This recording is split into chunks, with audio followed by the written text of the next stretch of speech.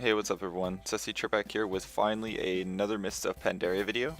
Today what I'm going to be talking about is something that I told myself I wasn't going to do a video on, and I've kind of changed my mind because I've had a lot of people actually here on YouTube and a few people in game, some of my friends who have asked me to do a talent tree video for Mists of Pandaria. And I'm not going to be going in depth and explaining how all of it works, just because there's a lot of people out there who have already done that. But basically, I'm just going to be talking about some of the major arguments and complaints that people have about the new talent tree system, and then I'll give you my thoughts and opinions on those complaints and arguments. All right, so getting right into the first argument, the one I hear the most is that Blizzard is just dumbing the game down even more. They're making it even easier, and this new talent tree system is just another step in that direction. And that it's just really going to be way too easy to come up with new talent tree, new talent builds and specs and everything. And this argument, in my opinion, is really retarded. The reason why I say that is because I would say it's safe to assume 95% of people out there who currently play WoW or who have played in the past probably just went online to get their talent build anyways. I know I do that myself. I do like to read over all the research that other players have done and all, as they plug in the numbers and they do all the research and then they give you all the information and the reasons why this is the most optimal or the quote unquote best build for a particular spec. But most of us do that anyways, so there's no real reason to be complaining. Though the new talent system is a little bit more simplistic than the talent systems that we have currently, and definitely easier than the ones we've had in the past, that doesn't necessarily mean that it's making the game easier by any means. Unless you're part of like that 5% or someone from overly elite strokes that really just enjoys coming up with these new builds, you don't really have anything to complain about. Now, the second reason I come across quite a bit, or the second complaint, is a lot of people are saying that with the removal of so many talents, there's going to be a lot fewer viable builds, less builds that we can actually do overall. And this just simply is not the case. I mean, currently there are a lot of talents, but a lot of them are absolute mandatory, like you can't not take them. And a good example of this might be like an enhancement shaman or something, who's trying to be different and unique in his own weird way, and so he's decided he's not going to take Storm Strike. Well, this isn't making you different or better or unique. Instead, it's just really removing any kind of viability that you have, in PvE or in PvP for that case as well. So yes, there are going to be fewer talents, but at the same time, right now there's so many talents that are either mandatory or they're just really redundant. So they're going to do away with all that and make every single talent that you pick, like really important. So I don't really see the argument here. How is this even a legitimate argument? But if you look at the Mists of Pandaria talent trees, there's actually going to be a lot of builds because, like I just said, every talent point is really important.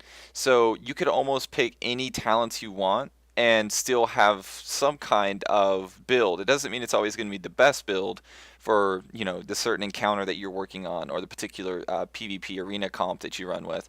But every talent has its, real benefits. So there's going to be many, many more viable builds than what we currently have. And just the fact that we will be able to go with several different builds and they will be viable is a huge improvement over the current system where we always run pretty much the same build depending upon what we're doing. All right, so the third argument that I come across a lot, and this kind of ties into the second one, is there's a lot of people out there saying, despite all the work that Blizzard is doing for the Mists of Pandaria talent tree system, there's still going to be cookie cutter builds. And this is absolutely true. There is always going to be cookie cutter builds no matter what. You think about a raid situation or a raid scenario where you're on a particular boss. There is going to be a best build for that boss.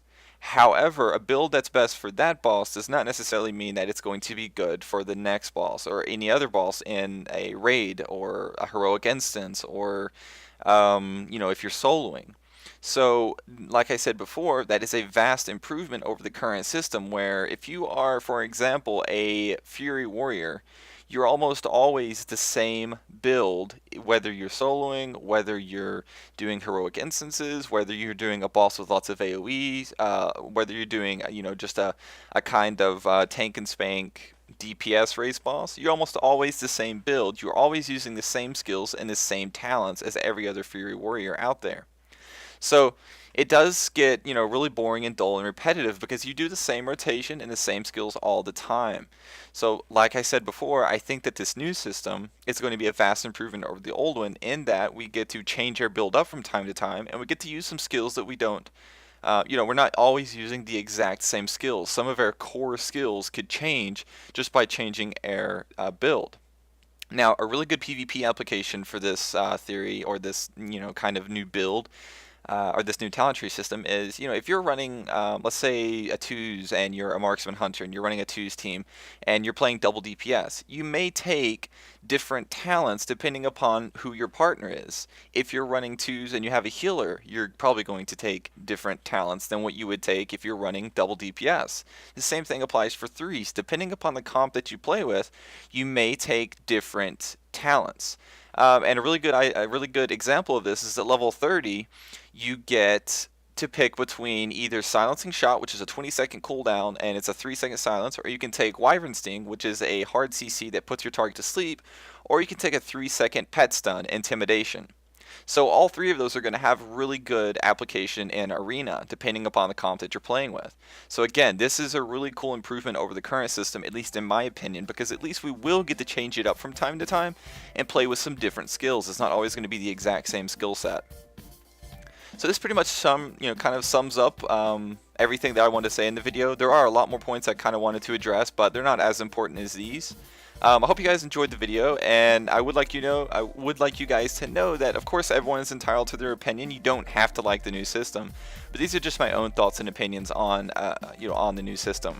So if you did enjoy this video, please consider giving me a like and a thumbs up, or a like and a favorite, I should say. Let me know in the comments below what you think about the new Mists of Pandaria Talent system. Do you like it more or less than the old system, or are you more of a fan of kind of like what we had back in the Burning Crusade? Let me know below. And if you haven't yet, please consider subscribing to my channel. Appreciate every single one of you subbers out there right now. And thanks for watching.